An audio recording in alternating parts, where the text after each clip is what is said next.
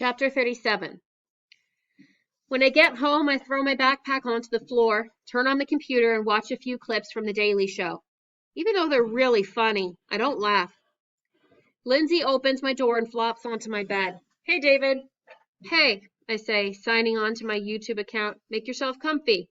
I will, she says, propping my pillow under her head. I've got a giant paper due tomorrow, and I don't feel like... No way, I scream. What? Lindsay rushes to me and reads the message over my shoulder.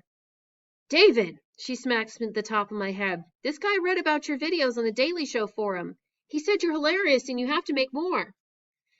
Whoa, I say, not really believing that someone wrote about my videos on the Daily Show forum.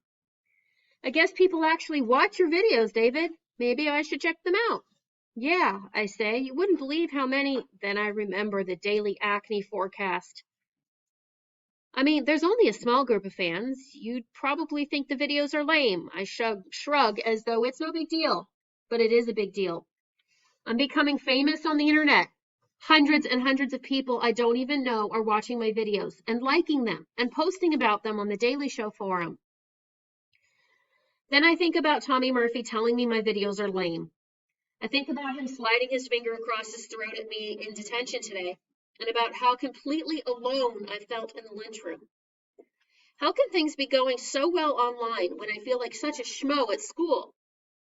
I take a deep breath, knowing I should start my homework, but instead I read the guy's message again and decide to do something else.